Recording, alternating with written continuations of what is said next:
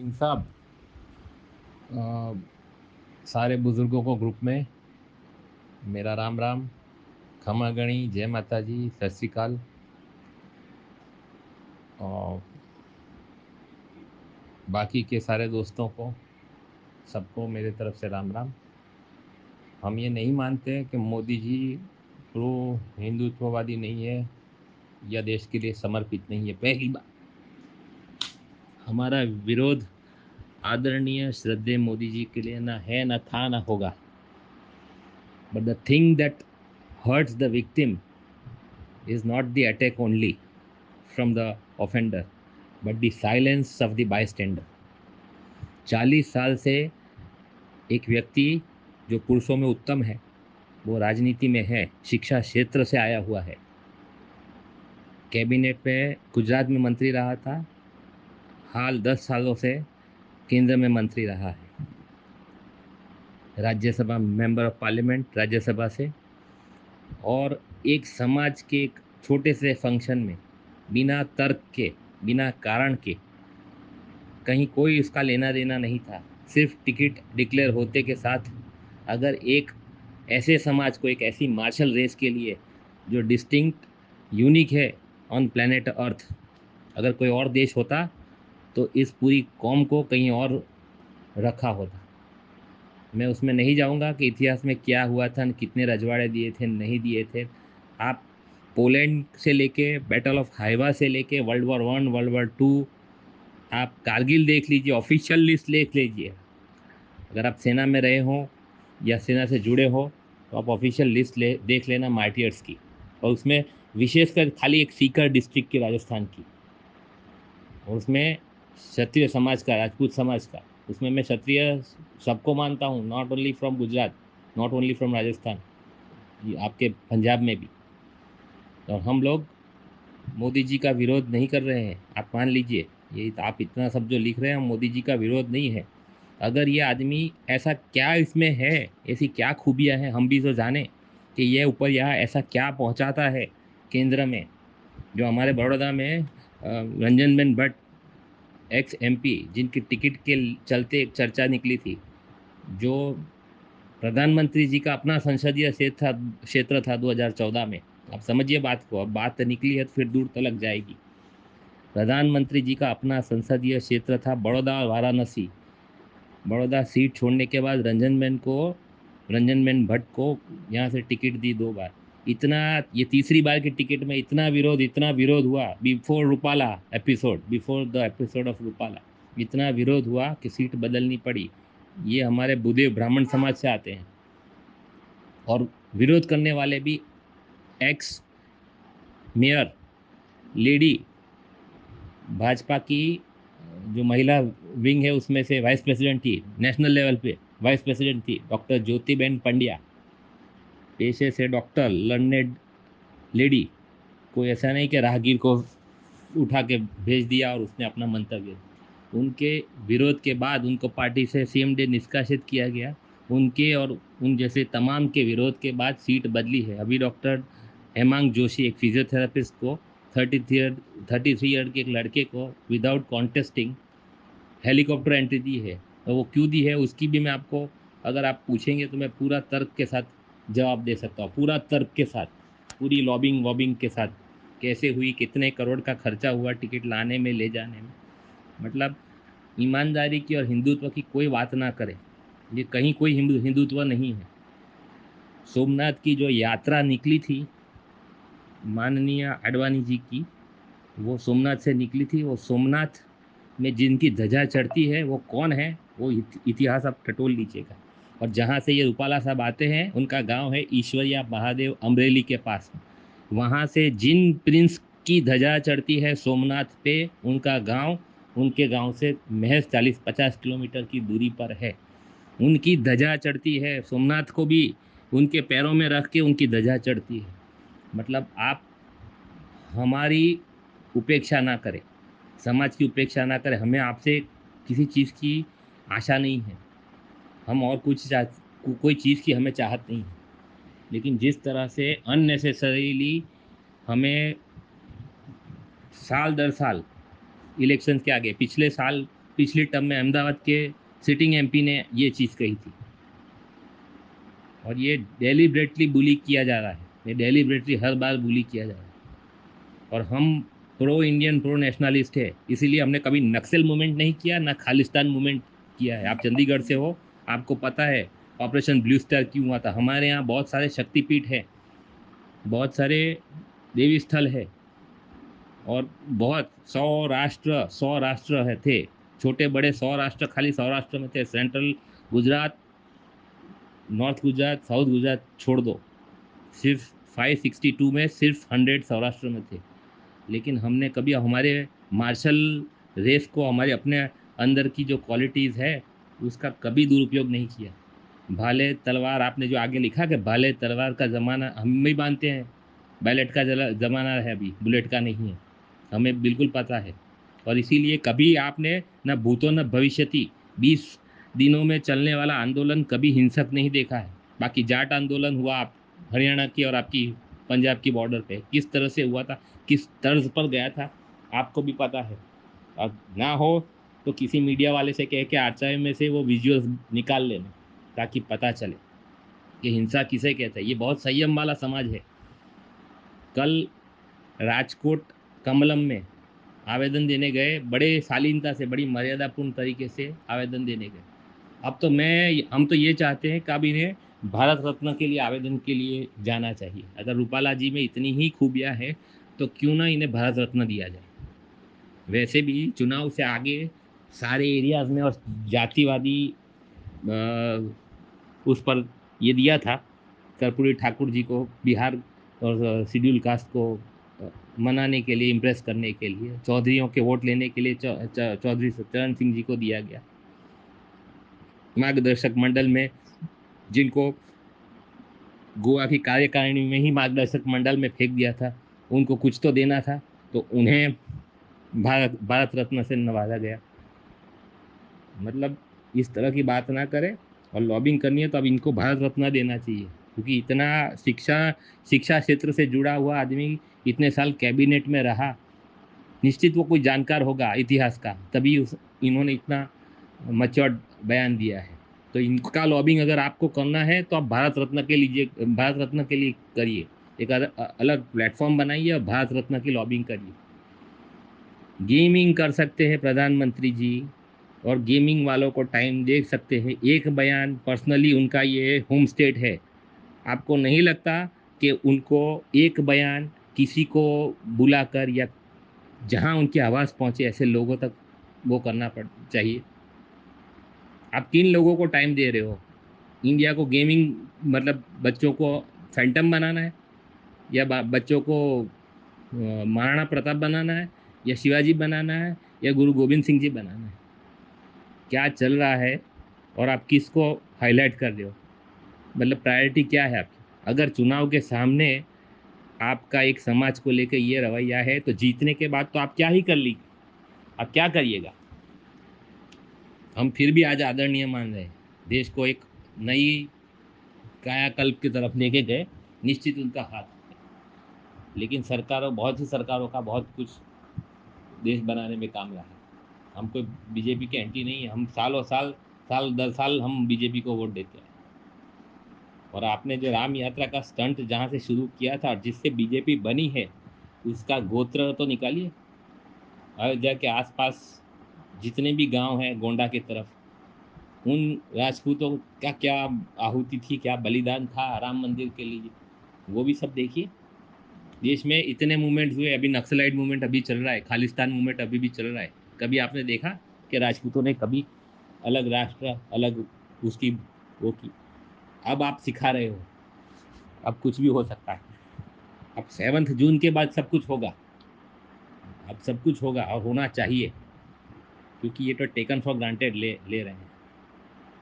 और सब, आप सब बीजेपी वाले प्रो बीजेपी हो, तो पंजाब में फिर सरकार क्यों बदलनी थी? सरकार बनानी थी, इलेक्शन अभी गया था, सरकार बन जानी चाहिए थी। बॉर्डर स्टेट है आपका, हम तो बनाते आए हैं सालों से, हमारा भी योगदान रहा होगा। 96 से बन रही है बीजेपी की सरकार, तो राजपूतों ने वोट तो दिया होगा। 15% है गुजरात जैसे राज्य में, धन्यवाद।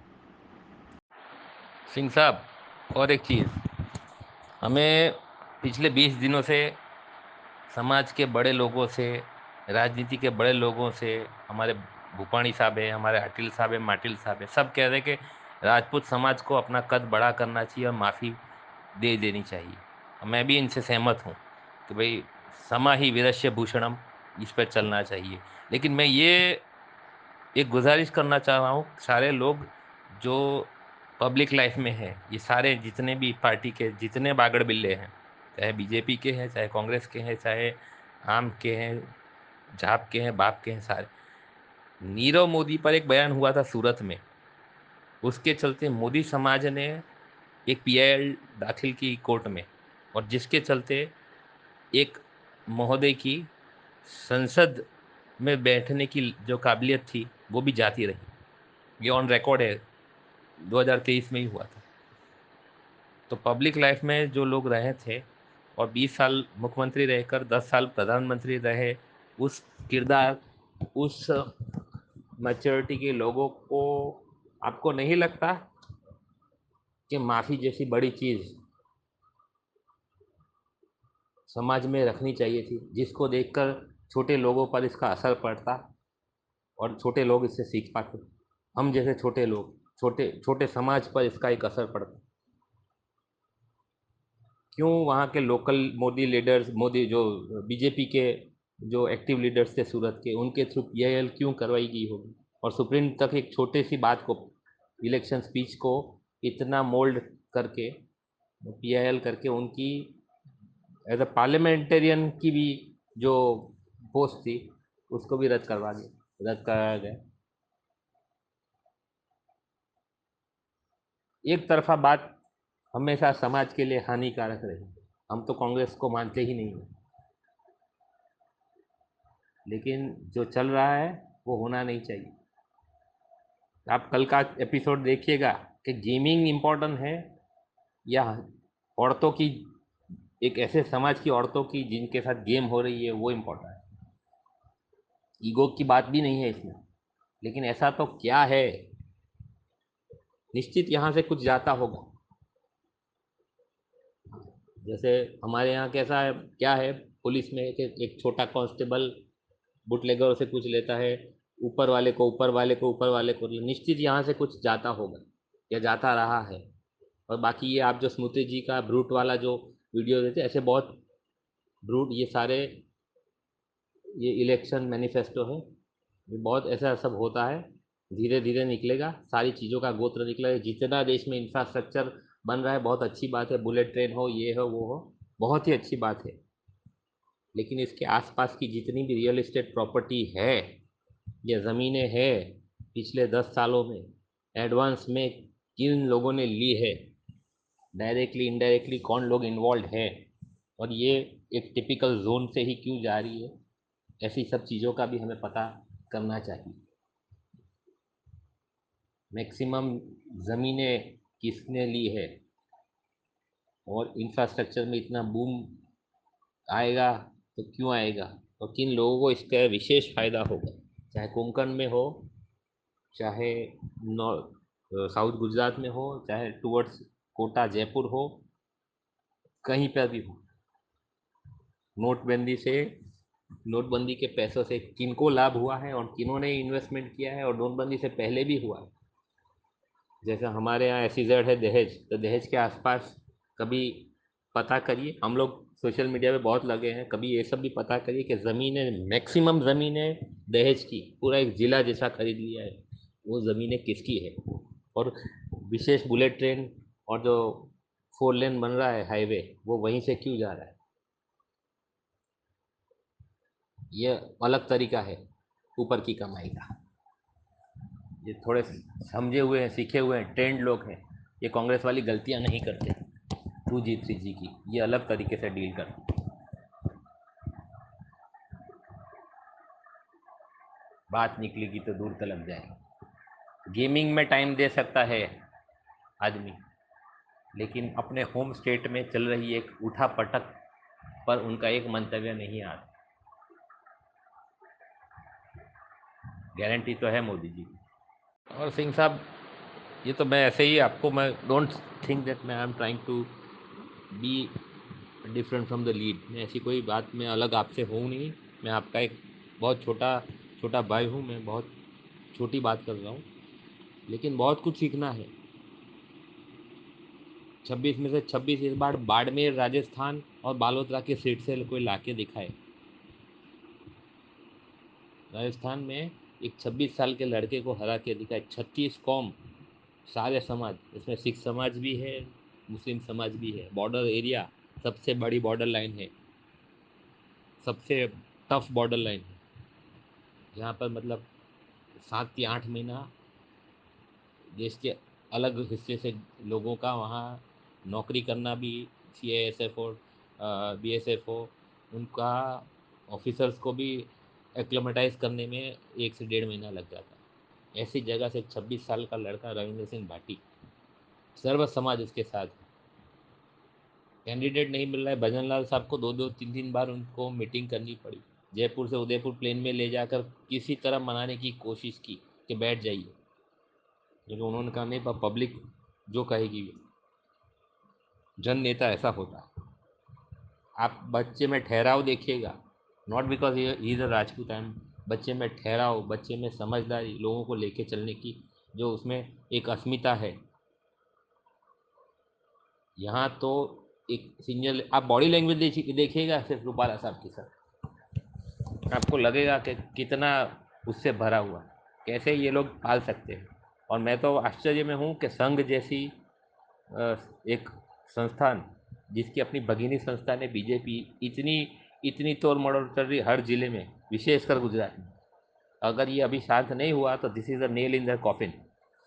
Not for Rupala, Rupala episode छोड़ दीजिए, हर डिस्ट्रिक्ट में इतनी उठा पटक है, इतनी उठा पटक। ये जो पार्टी विद द डिफरेंस है, is now totally a party with the difference. हमारे कैंडिडेट है बड़ौदा के, उनके साथ रैली में जाने वाला कोई है नहीं। पकड़ पकड़ के लाना पड़ रहा है।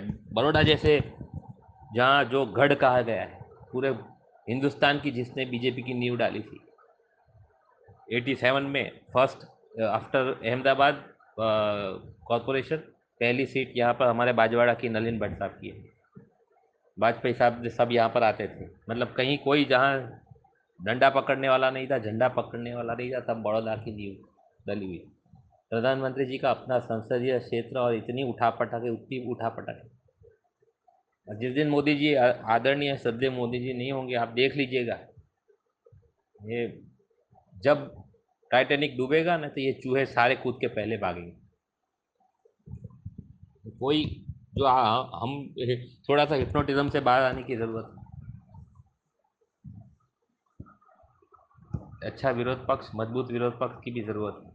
और ये बात, ऐसे मौके पर ऐसे समाज के लिए मोदी जी का खड़ा ना होना, 20 दिन में कोई बयान ना आना, अपने आप में आश्चर्यचकित करने वाला है।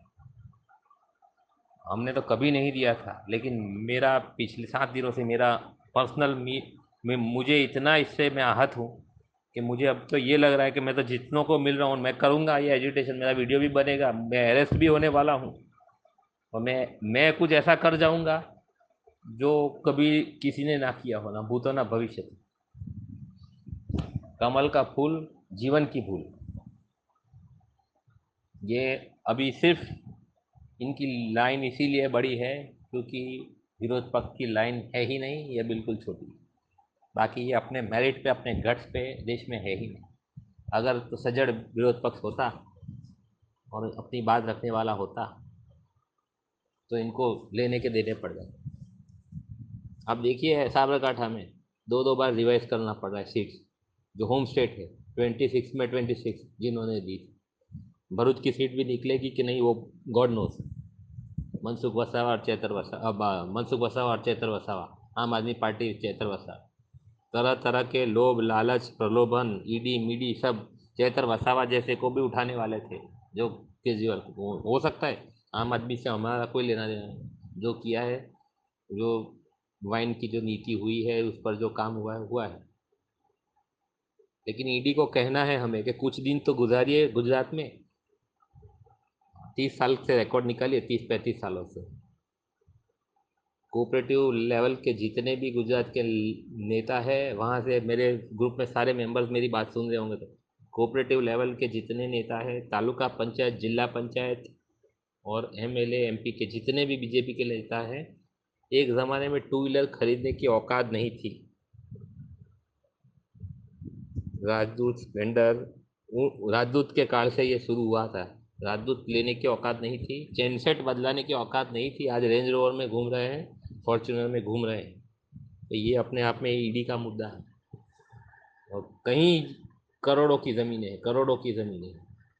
ये रूपाला साहब भी, आप क्या मानते हैं एक शिक्षक के पास अपनी कितनी सेविंग्स हो सकती है लाइफ टाइम? और अभी इसकी प्रॉपर्टी आप खाली सर्वे करवाइएगा किसी के पास। अहमदाबाद जैसे एरिया में अरबों खरबों की ज़मीन है, सेटेलाइट रोड जैसे एरिया।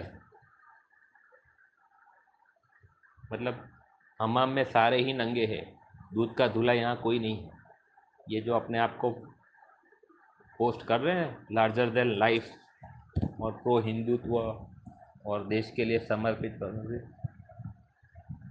हम सारों का गोत्र और नज़दीक से देख चुके हैं। मैं तो आडवाणी जी की रथ यात्रा के अंदर भी जाके देख चुका हूँ 92 में, when I was a kid then. अंदर से मैंने रथ यात्रा भी देखी है। उसमें तब दिलीप छाबरिया ने उनकी रथ यात्रा को डिज़ाइन किया था। तब गॉड नोज वो कहाँ से पैसा आता था, दिलीप छाबरिया जैसे डिज़ाइनर को बुलाया था। अंदर से मैंने देखी है व्यक्तिगत, me and my friend Mansingh Bhosale. मैं यहाँ तक आपको बता रहा हूँ 92 94 की, सॉरी सेकंड वाली, जिसमें लालू जी ने इनको अरेस्ट किया।